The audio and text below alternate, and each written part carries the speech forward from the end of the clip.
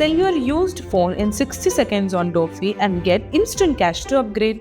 भाई जावेद साहब के हिसाब से पिछले 10-15 साल में ऐसी फिल्म नहीं आई है और ये बात वो जगह जगह जाके बोल चुके हैं। पर जब ऐसी फिल्में, ऐसी कहानियाँ थिएटर में लोग देखते हैं ना, ये बहुत ज़रूरी है। क्योंकि जब ऐसी कहानियाँ वर्क करती हैं, लोग देखते हैं, फिल्में पैसा कमाती हैं, चाहे वो डिसेंट पैसा कमाएं, जो फाइनेंशियली सक्सेसफुल होती हैं, प्रोड्यूसर्स का बिलीफ बढ़ता है बाहर के लड़कों में, जो नोन फेसेस नहीं है पर अच्छे एक्टर्स हैं। उससे इम्पोर्टेंट है उनका बिलीफ बढ़ता है अच्छी कहानियों में। मैं मानता हूँ पॉपकॉर्न खाने के लिए फिल्में बनती हैं, पर वो एक मूवी में और एक फिल्म में इतना ही डिफरेंस होता है। सब दोस्त गए हैं सेलिब्रेट करने, फिल्म देखने।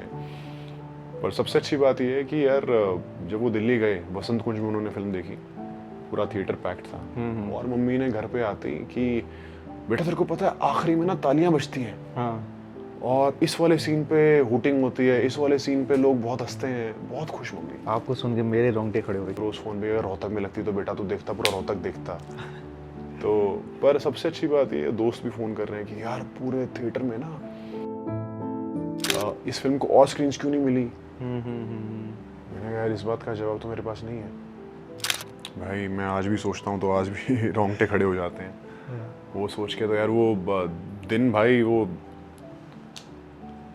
दिन, वो रात, वो बस गई है भाई। वो आप कुछ बेहतरीन करो मत करो, लेकिन आप खराब मत करना। हाँ, खराब मत करना, नहीं तो फिर दूसरा मौका नहीं मिलेगा। कुछ किसका नाम ले दिया आपने? सुपर मॉडल से सुपर बॉयज ऑफ मालेगांव तक का सफर तय करने वाले अनुज सिंह दोहन आज मेरे साथ मौजूद हैं। आपने इनको कई जगह पे देखा होगा, मॉडलिंग के करियर इनके काफ़ी लंबे रहे हैं, लेकिन अब जब इनकी मालेगांव मूवी काफ़ी हिट हो चुकी है तो आज मैं इनसे जानने आया हूँ बहुत सारे सवालों के जवाब। बहुत बहुत स्वागत है आपका अनुज।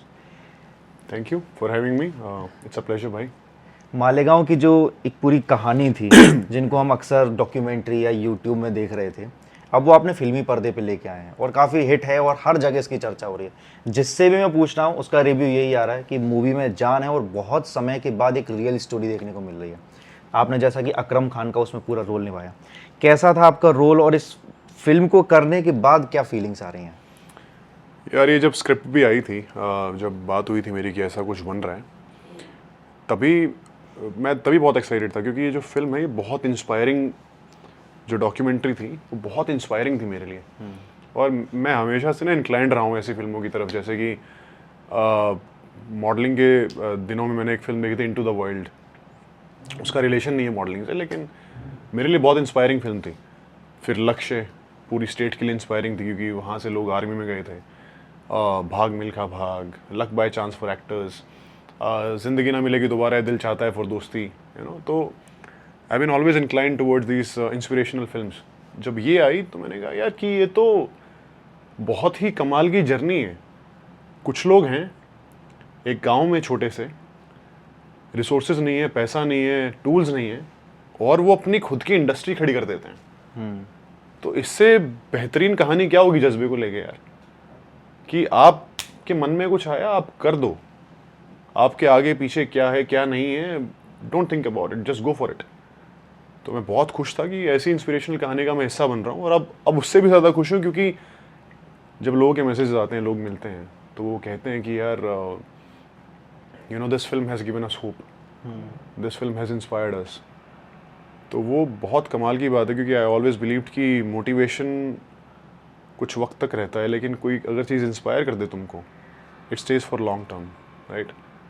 सो we always thought of making this film something like that, and it is resonating with people, so I'm really really happy for that. Toronto में जब इस मूवी को लगाया गया था तो वो मैं वीडियो देख रहा था, सीन देख रहा था, एक तरफ तालियां बज रही थी और आप लोगों की आंखों में आंसू थे। वरुण ग्रोवर वहाँ मौजूद थे, आपकी पूरी एक टीम वहाँ मौजूद थी।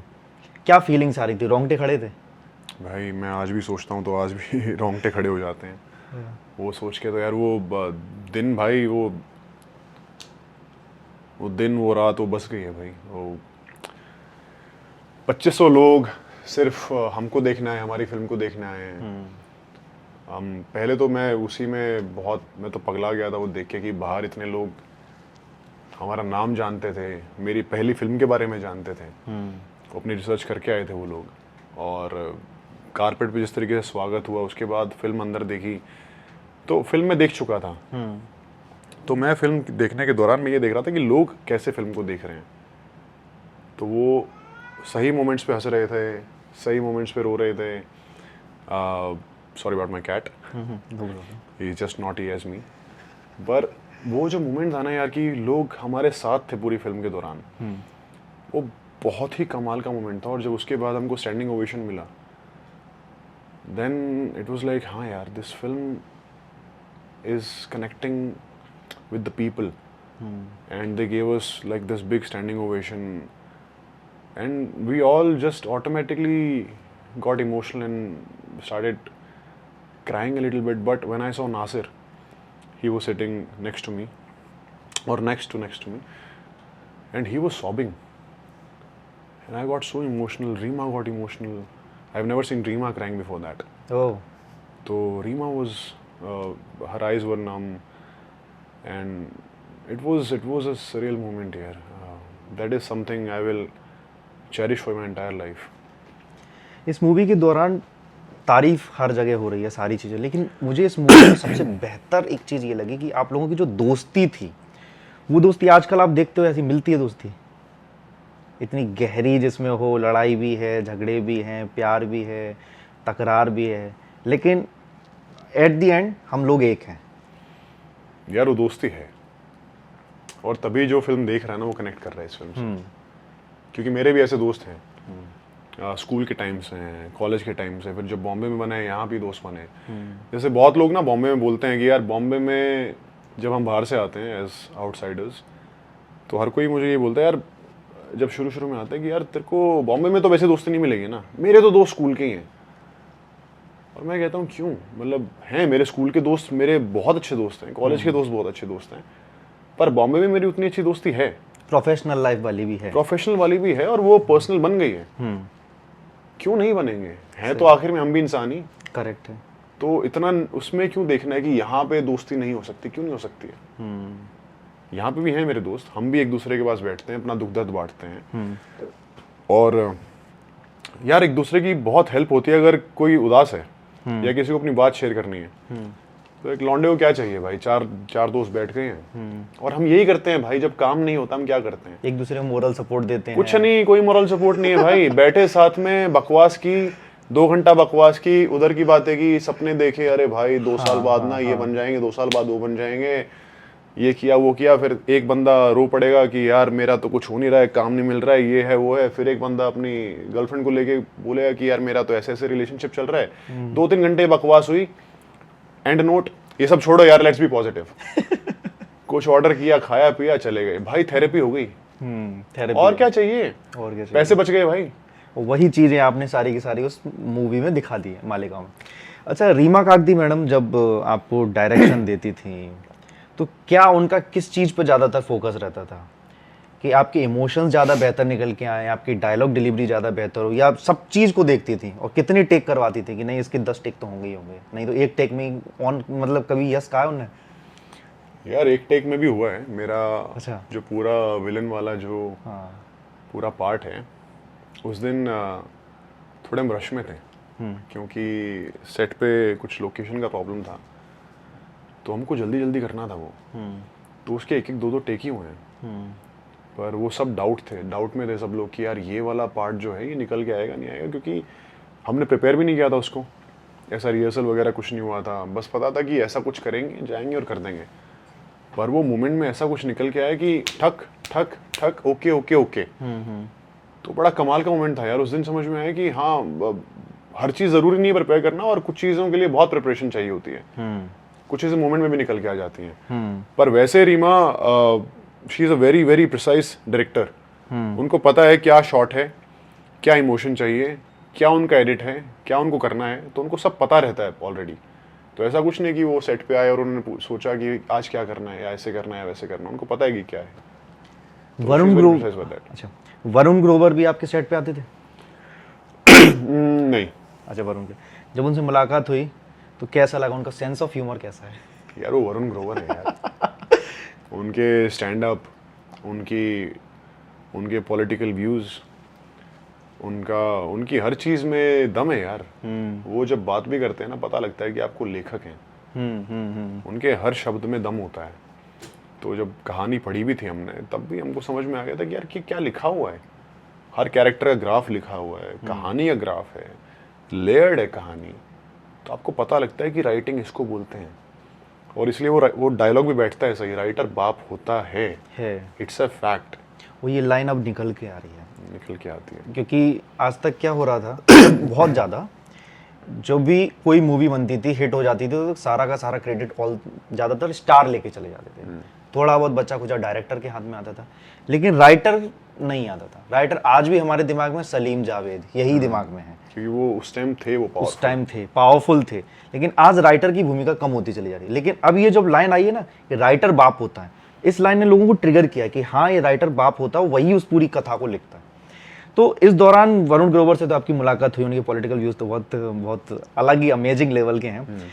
एक इंटरव्यू में विनीत कुमार सिंह, अगर मैं सही नाम ले रहा हूँ तो, बिल्कुल विनीत कुमार सिंह एक बात कहते हैं, वो एक्चुअली डॉक्टर भी है ना, तो डॉक्टर हैं, तो वो बोलते हैं कि राइटर बिल्कुल ठीक ऐसे ही है कि जैसे एग है और स्पर्म है, इन दोनों को मिला देगा। तो तब तक वरुण ग्रोवर कहते हैं कि भाई ये तो तुमने यहाँ बात कह दी है, संभोग शब्द यूज के लिए, किसी और मंच पे बोलते तो जेल हो जाती है। यार ये अलग टॉपिक है। सेंस ऑफ ह्यूमर बहुत खतरनाक है। ये अलग टॉपिक। इस मूवी के दौरान आपने अकरम का जो पूरा रोल निभाया, तो विलेन के रूप में एक भूमिका निभाना कितना कितना कठिन होता है? यार इंटेलेक्चुअली बोलूँ तो हर चीज़ टफ है, और अगर दिल से बात करूँ तो कोई भी चीज़ मुश्किल नहीं है। अगर यहाँ से कन्विंस्ड हूँ, क्योंकि मैं एज ए ह्यूमन बीइंग मानता हूँ कि आप अपनी साइड एक्सेस कर सकते हैं। सब कुछ अंदर आपके अंदर ही छुपा है। Villain, hero, antagonist, protagonist, humour, sadness, jealousy, love, anger, frustration, lust, सब आपके अंदर ही है। बस आपको एक्सेस करना आना चाहिए। या तो आपने कहीं देखा है, या आपके साथ कभी हुआ है, या आपने एक्सपीरियंस किया है, या आप उस कैरेक्टर के पर्सपेक्टिव से एक्सेस कर पा रहे हो। तो अगर आप कन्विंस्ड हो तो वो निकल के आता है ऑर्गेनिकली। और कैमरा से आप झूठ नहीं बोल सकते हो। कैमरा पकड़ लेगा, ऑडियंस पकड़ लेगी। ऑडियंस बहुत समझदार है यार। तो आप तो इस मूवी में सिनेमेटोग्राफर भी हैं। हाँ, तो मुझे वो समझ में है कि कैमरा पकड़ लेगा, तो मुझे भी ऑनेस्टी से करना पड़ेगा। पर मेरे को बहुत मज़ा आया यार वो करने में। बहुत मज़ा आया, बहुत मज़ा आया मुझे वो करने में, क्योंकि डॉक्यूमेंट्री के दौरान भी मुझे वो पार्ट बहुत इंटरेस्टिंग लगा था। वो देखने में ही अपने आप में कि किस हद तक गए हैं यार वो लोग। नाले में कुदा दिया, नाले में कुदा दिया। एक डॉक्यूमेंट्री में एक सीन था यार। हाँ। तो जैसे मैंने फिल्म में लेंस पहने हैं विलन के पार्ट के लिए, तो डॉक्यूमेंट्री में वो लेंस ना गिर जाता है जमीन पे, तो उसको लेंस को उठा के बाल्टी में धो के और आँख में लगा देते हैं। तो मतलब वो एक के ऊपर एक चढ़ के टॉप एंगल ले रहे हैं। हाँ। खंबे पे चढ़ गए, खंबे टावर पे चढ़ के। हाँ, टावर, वो इलेक्ट्रिक खंबे पे चढ़ के नीचे टॉप एंगल ले रहे हैं, शूट कर रहे हैं। तो ऑटो में घुस के ऐसा गर्दन बाहर निकाल के वो शूट कर रहे हैं। तो यार वो किस हद तक गए हैं वो लोग यार। वो वाला मैंने वो पूरी डॉक्यूमेंट्री मैंने भी देखी। तो टावर पे चढ़ के तो एक पूछती है लेडी कि इस पे तुमने परमिशन लिया, तो वो शांत रह जाते, फिर नीचे उतर के कहते नहीं इससे थोड़ा और ऊपर जाना पड़ेगा। मतलब वो कहता है परमिशन, हाँ वो परमिशन तो हो जाएगी ना, परमिशन तो हो जाएगी, मिल जाएगी परमिशन। इसके लिए परमिशन, टावर पे चढ़ने के लिए क्या परमिशन चाहिए? क्या परमिशन चाहिए? मैं वो पूरी डॉक्यूमेंट्री देखा, तो सुपरमैन बना करके उसको कभी नाले में कुंदा देते हैं, वो पानी में जो घुस जाता है, तू कूद, पकड़ने आएंगे, तू कूद। अरे वो नाले में एक गिर भी जाता है, वो ऐसा धक्का मार रहे होते हैं उसको, हाँ, ट्रक को, वो धक्का मारते मारते स्लिप हो जाता है, नाले में गिर जाता है। नाले। तो काफी इंस्पिरेशनल स्टोरी रही है ये पूरी मालेगांव, जिसको लोग पसंद भी कर रहे हैं। जब ये फिल्म जब आई तो घर पे आपने कैसे बताया कि मम्मी पापा दोस्त की इस फिल्म को देखने जाना? जब वो गए तो उनके रिव्यू क्या आए यार? या साथ में गए? थोड़ा सा ये अलग टॉपिक है। तो मेरी माँ है रोहतक में। मेरे पिताजी तो बहुत पहले ही गुजर गए थे। अच्छा। छोटा ही था मैं। तो मेरी माँ है, मेरे कोई सिबलिंग है नहीं। तो कुछ कजन्स वगैरह हैं, आसपास रहते हैं। दोस्ती मेरी बड़ी अच्छी है। मेरे बचपन के दोस्त बहुत प्यारे हैं, और अभी भी मेरे हर दोस्त, आई एम ब्लेस्ड विद दोस्ती, टचवुड। तो फिल्म रोहतक में लगी नहीं। अब मेरी माँ देखी कहाँ? तो अब मुझे मेरी माँ को ये फिल्म स्क्रीन पे दिखानी, क्योंकि बड़ी स्क्रीन पे पहली फिल्म आई है, इट्स अ थिएट्रिकल डेब्यू। तो मेरी माँ रोज़ फ़ोन कर रही है, बेटा मैं कहाँ देखूँ? मैंने दोस्तों को फ़ोन किया, दिल्ली जाना पड़ेगा। मैंने कहा दिल्ली जाना पड़ेगा। अब दोस्त कह रहे हैं यार हमारा तो ऑफिस है, वो गुड़गांव रहते हैं, हाँ। रोहतक में कोई रहता नहीं है ज़्यादातर। तो उन्हें बोला भाई मंडे टू फ्राइडे तो हमारे ऑफिस हैं और सैटरडे संडे शादियाँ वगैरह चल रही हैं, वहाँ बिजी हैं। तो 2 हफ्ते वेट करना पड़ा मेरी माँ को। फिर मेरे दोस्त जब आए वापस घर पे तो अपनी मम्मियों को, मेरी माँ को, किसी की शादी हो गई है तो अपनी वाइफ को, और अपना वो लेके और दिल्ली मूवी देखने गए। पूरा कुल कुटुंब।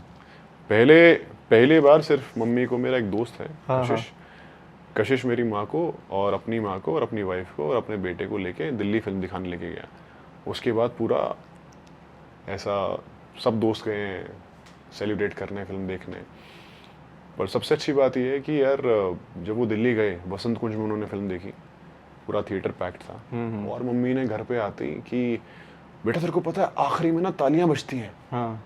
और इस वाले सीन पे हुटिंग होती है, इस वाले सीन पे लोग बहुत हंसते हैं। बहुत खुश मम्मी। आपको सुन के मेरे रोंगटे खड़े हो रहे कि मम्मी के अंदर क्या फीलिंग्स आई। तो यार इट्स, एक तो रोहतक से वहाँ जाना सिर्फ फिल्म देखने और लोगों का वेट करना कि यार उसकी फिल्म आई है, सबके आस पड़ोस में बताना।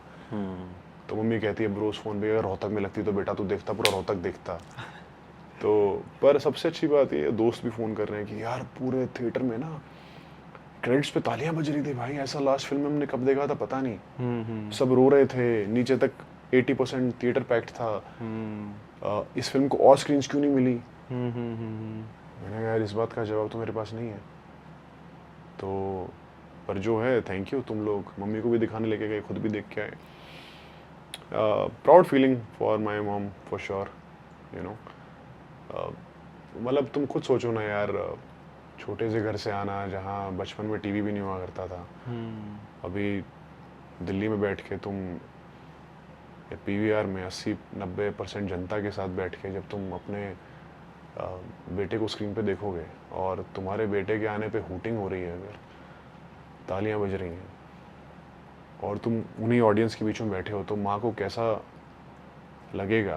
तो that's why I told that you know mummy ये तुम्हारे लिए तोहफा है मेरी तरफ से, मैं और तो कुछ क्या ही दूंगा।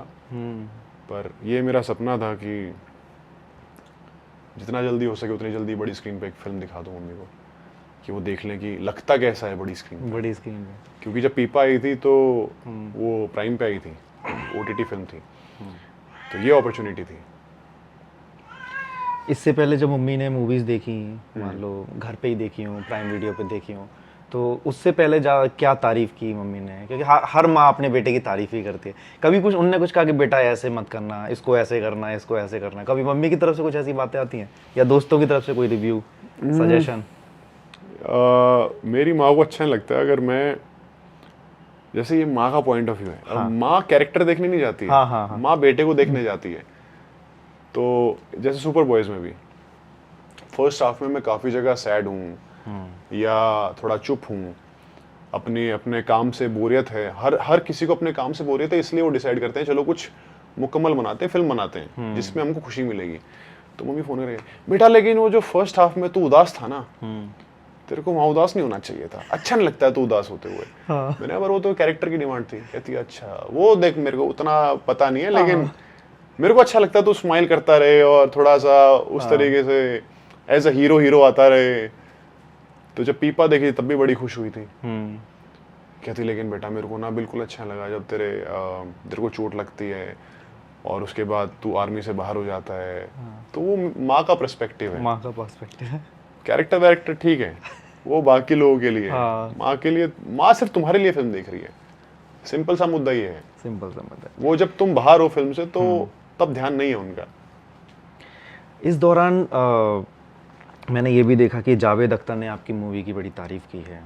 तो जब इतने बड़े इंसान से और इतने बड़े लीजेंड, जिसकी जब वो किसी चीज़ को देखता है तो एकदम बारीक चीज़ों तक वो देख लेता है, जावेद अख्तर की भी इस मूवी के लिए अच्छा एक रिव्यू आया, तारीफ़ आई है। तो जब इतने बड़े लीजेंड की तरफ से तारीफ़ आती है तो कैसा लगता है कि यार आज कुछ तो किया है अपन ने, कुछ तो बन गया है? क्या लगा था? भाई जावेद साहब के हिसाब से पिछले 10-15 साल में ऐसी फिल्म नहीं आई है, और ये बात वो जगह जगह जाके बोल चुके हैं। और मेरे हिसाब से जैसे आपने बोला वो है लेजेंड। अगर उनकी तरफ से ऐसी बात सुनने को मिल रही है तो मतलब तुमने कुछ किया है। Now I am grateful that I am part of a cult film now, जो मेरे दोस्त भी मुझे बार बार रियलाइज़ करवाते हैं कि तू छप गया है भाई। अब जब हिस्ट्री में लिखा जाएगा कि बेस्ट हिंदी फिल्म, उसमें तुम्हारी फिल्म का नाम आएगा, उसमें तू है, तो it's a great start, it's a blessing. So I'm eternally grateful that I got this opportunity and I'm part of such an incredible story, which is told by incredible people, incredible filmmakers, and praised by a legend like Javed Saab. So it's a blessing. आपकी Instagram post पे मैं देख रहा था ईशान खट्टर के उसमें comment थे और भी काफ़ी बड़े बड़े लोगों के कमेंट्स थे, मतलब लोगों को काफ़ी पसंद आ रही है।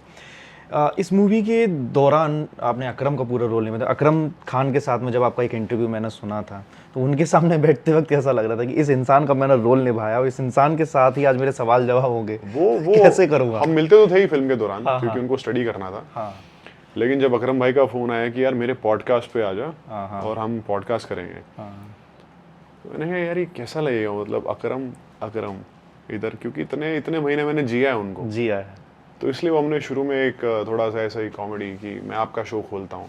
मैंने कहा हाय मैं हूँ आपका दोस्त और होस्ट अकरम खान। वो फिर वो कहते हैं कि अरे अकरम तो मैं हूँ। मैंने कहा नहीं भाई अकरम मैं हूँ।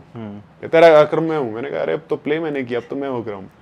तो इट वाज यूनिक, फन और इमोशनल भी था यार कि इतने महीने इनके हिसाब से सोचा है, इनके हिसाब से जिया है, तो और उनके लिए बहुत इमोशनल था यार, अपने आप को स्क्रीन पे देखना, अपने आप को उन्होंने क्या किस हिस्ट्री का पार्ट बने हैं वो रियलाइज करना, तो it's very very emotional for them. Bollywood में मूवीज़ तो आती रहती हैं, रोज़ आ रही हैं, कुछ लोगों के जहन में बस जाती हैं, कुछ शुक्रवार को लगती है तो सोमवार तक हट जाती है, लेकिन कुछ मूवीज़ ऐसी आती हैं जिनको हर जगह तारीफ मिलती है। वेब सीरीज़ भी कुछ ऐसी आती है, जैसे लापता लेडीज़ आई, आपकी आई, तुम्बाड़ आई, पंचायत आई, मतलब मैं वेब सीरीज़ और इन दोनों को कंबाइन कर रहा हूँ। 12 फेल आई थी। 12 फेल आई। तो इन जैसी मूवीज़ को जब तारीफ मिलती है और इसमें कोई बहुत बड़े स्टार भी नहीं रहे, आज जो जिस हिसाब से देखा जाए उस इतने बड़े स्टार भी नहीं रहे, जब ऐसी मूवीज़ जब अपना एक फेमस होती हैं, उसका एक अच्छा खासा उनको गेन होता है, तब लगता है कि हाँ इन्होंने काम किया है। तो ऐसी और मूवीज़ आपको मिलें, ये चाहते हैं कि आप किसी बड़े स्टार के साथ काम करना चाहते हैं या स्टोरी के साथ काम करना चाहेंगे? यार मैं ये चाहता हूँ कि जब कोई अच्छी कहानी बनती है, हमारी फिल्म हो गई 12 फेल हो गई, लापता लेडीज़ हो गई, जब ये फिल्में थिएटर में, क्योंकि ओटीटी पे चल जाती हैं, ओटीटी पे लोग देखते हैं, पर जब ऐसी फिल्में, ऐसी कहानियाँ थिएटर में लोग देखते हैं ना, ये बहुत ज़रूरी है। क्योंकि जब ऐसी कहानियाँ वर्क करती हैं, लोग देखते हैं, फिल्में पैसा कमाती हैं, चाहे वो डिसेंट पैसा कमाएं, जो फाइनेंशियली सक्सेसफुल होती हैं, प्रोड्यूसर्स का बिलीफ बढ़ता है बाहर के लड़कों में, जो नोन फेसेस नहीं है पर अच्छे एक्टर्स हैं, उससे इम्पॉर्टेंट है उनका बिलीफ बढ़ता है अच्छी कहानियों में, कि कहानी इज द किंग। कौन कर रहा है, क्या कर रहा है, डजंट मैटर, कहानी अच्छी होनी चाहिए, मेकर्स अच्छे होने चाहिए, उनमें एक्टर्स अच्छे होने चाहिए, तो बाकी सब चीज़ें फेड अवे हो जाती हैं। तो ऐसी कहानियों का चलना बहुत ज़रूरी है प्रोड्यूसर्स के बिलीफ के लिए। तो मुझे आगे क्या करना है, दैट डजंट मैटर, पर ऐसी फिल्में बननी चाहिए, वो मैटर करता है, क्योंकि that is very important for cinema, because I am a big believer that cinema is not only for entertainment. Cinema teaches you, cinema is a reflection of society. It acts as a mirror and it inspires you. Like I said, Lakshya has inspired me, Milkha has inspired me, Luck by Chance has inspired me, Into the Wild has inspired me, Three Idiots has inspired me. Thought process बदल देता है। हाँ, 12th Fail has inspired all of us. So it is an inspiration. It works as an inspiration, right? And we need to make those kind of films also. And plus cinema actually satisfies your soul. You know, it gives you that satisfaction कि हाँ कुछ देखा है, अच्छा लगा दिल को। मैं मानता हूँ पॉपकॉर्न खाने के लिए फिल्में बनती हैं, पर वो एक मूवी में और एक फिल्म में इतना ही डिफरेंस होता है कि एक मूवी है पॉपकॉर्न के लिए और फिल्म है आपकी आत्मा को जो छू जाए, दिल को जो लग जाए, वो फिल्म है। भले ही वो 2-2.5 घंटे हमने वहाँ गुजारे हैं, लेकिन वो हमारे 2-2.5 दिन तक भी दिमाग उसी में चलता रहे। वो मूवी देखी, वो मूवी देखी, किसको क्या देख के क्या समझ में आ जाए, क्या समझ में आ जाए। तो फिर ऐसी इंस्पिरेशनल स्टोरीज तो आपको और भी ज़्यादा मोटिवेट करती हैं कि नहीं, हमें अपना जो मुकाम हासिल करना है उसको हासिल करके ही रहेंगे। यार अभी एक बहुत मैसेजेस आए हैं, करेक्ट, पर एक फिल्म मेकर है, यंग है, हमारी एज का है, वो 7 साल से फिल्म बनाने की कोशिश कर रहा है, शॉर्ट्स फिल्म बनाता है। उसने मैसेज किया मुझे इतना बड़ा, उसने लिखा मैसेज में, and I am sure Reema को भी मैसेज किया होगा उसने मैसेज लिखा है कि Anuj, I was about to give up on my film making journey because nothing was happening and I saw this film and this film has given me hope and my team. Now we will not quit, we will keep making films. इससे बड़ा क्या हुआ यार? इससे बड़ा review क्या होगा कि हमने एक इंसान को उसके गिव अप से बचा लिया। कहानी ने इस कहानी ने एक इंसान को इंस्पायर किया और वो और कहानियां बताएगा, इससे बड़ा क्या हुआ यार? इस पूरी मूवी के दौरान आदर्श गौरव की भी अभिनय की काफ़ी चर्चा है, विनीत की, आपकी, और बाकी जो पूरे जितने कमाल एक्टर्स हैं यार ये लोग, कमाल एक्टर्स हैं। और शायद आपका पहला काम था आदर्श और इन सब के साथ पहली बार आपकी मूवी रही। ऐसा जब ये फाइन एक्टर, अब तो मैं इनको कहूँगा फाइन एक्टर्स के साथ काम करने के दौरान कभी ऐसा फील आता है कि यार कहीं मैं इनसे नीचे ना रह जाऊँ या मैं इनसे बेहतर ना कर पाया? तो आपने अपने ऊपर कितना वर्क किया यार? आपने तो काफी वेट भी लॉस किया। 10 किलो मैंने वेट लूज किया था, क्योंकि अभी जब मैं सामने से देख रहा हूँ और मैं जो आपके फोटोज देख रहा हूँ पोस्टर्स वाले, तो मैं मैच नहीं कर पा रहा था। मैं ये इंसान यही है क्या? भाई 10 किलो वेट कम किया, भूखा मरना पड़ा काफी दिन। फिर भी रीमा कह देती थी अभी भी ज्यादा है। मैंने कहा इससे कम हुआ तो फिर मैं एकदम ही सिकुड़ जाऊंगा, पर रीमा वाज लाइक नहीं मजाक कर रही हूँ, it's good, this is what I wanted. Then I stopped, नहीं तो मैं और लूज कर लेता।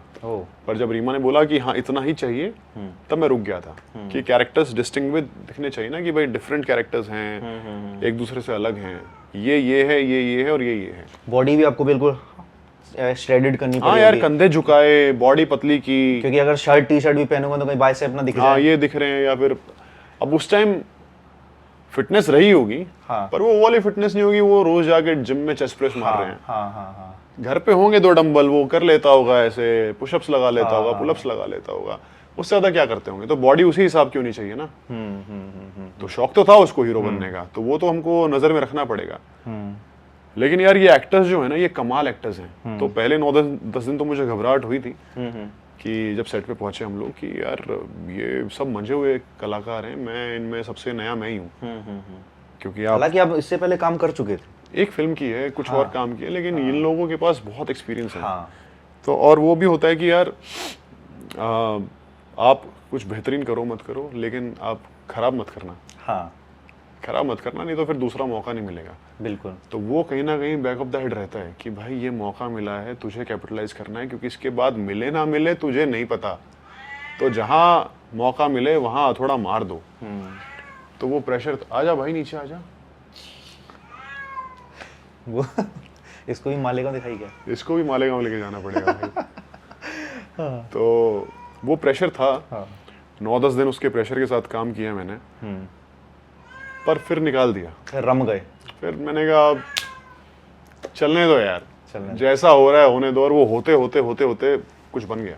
फरहान अख्तर से मुलाकात हुई इस दौरान? अरे यार, क्या कुछ मेमोरी, किसका नाम ले दिया आपने यार? कोई स्टोरी? और अभी जब आप आ ही रहे थे तो आपने एकदम से टी शर्ट पहनी हुई, कहा कि यार वो भी बिल्कुल ऐसे ही रहते हैं। भाई I'm Farhan fan, oh, big fan of Farhan. But काफी टाइम से उनको स्क्रीन पे नहीं देखा है लोगों ने, बहुत लोगों का दिली इच्छा है। 120 बहादुर करके फिल्म आ रही है उनकी। पर यार वो क्या इंसान है यार, वो अच्छा क्या इंसान है यार वो। मैं क्या बताऊं, मतलब उन्होंने लक्ष्य बनाई। मैं रोहतक से हूँ, 80% हरियाणा का यूथ वो फिल्म देख के आर्मी में गया है। जाता ही That man has inspired people to join army by making a film. Then we saw him in Bhag Milkha Bhag, and that entire montage where he's training, जहाँ एथलीट का struggle दिखाया है। यार सब एथलीट्स को इंस्पिरेशन मिली है, बिल्कुल fit होने की इंस्पिरेशन मिली है। भागना शुरू किया था, आज भी जिम में वही गाने चलाए जाते हैं। आज भी जिम में वही गाने चलाए जाते हैं। तो अगर वो इंस्पिरेशन नहीं है तो क्या है? करेक्ट है। फिर लक बाय चांस हो गई। अगर उसमें से एक्टर को इंस्पिरेशन नहीं मिले, कितने एक्टर्स को मैं जानता हूँ जो इंस्पायर हुए वो फिल्म देख के। दिल चाहता है, गोवा उसके बाद क्या हो गया सबको पता है, दोस्ती क्या हो गई है सबको पता है। तो वो इंसान Farhan is, people say that he's a director, he's an actor, he's a musician, he's a producer, he does everything, right? But on top of that, he chooses to make such inspirational films. That is incredible. That is incredible. मुलाकात के दौरान कोई यादगार पल, क्या बातें हुई? आप मुलाकात fan के हो? दौरान जब उन्होंने गले लगाया मुझे और मैंने उनको बोला कि भाई if I can achieve what you have done in your life, even 20% if I could do in my entire career, I'll be thankful. And he hugged me and he was like, you guys have done a brilliant job and you will do such things, you know. So that was a very emotional moment for me. Coming from Farhan, that you guys have done a fantastic job in the film, that was very, very emotional for me. अगर मैं सही हूँ तो आपने शबाना आजमी के साथ भी काम किया है। काम किया है पर उनके साथ एक फ्रेम शेयर नहीं किया। ओह, मुलाकात? मुलाकात उस सेट पे नहीं हुई थी, हाँ, पर एक्सेल के ऑफिस में हुई है। अच्छा। तो हमारे सेट पे नहीं हो पाई थी। But again you are mentioning a legend. हाँ, क्योंकि मुझे बहुत पसंद है। हाँ। अभी जो डब्बा का आइटल आई है, मैम का काम देखने लायक है, क्योंकि वो जिस Brilliant, किरदार में brilliant, जिस brilliant. किरदार को वो निभाती हैं उसमें जान भर देती हैं। ब्रिलियंट। तो शबाना आजमी जी का तो मैं कह सकता हूँ उनके काम को मैं बहुत सराहता हूँ।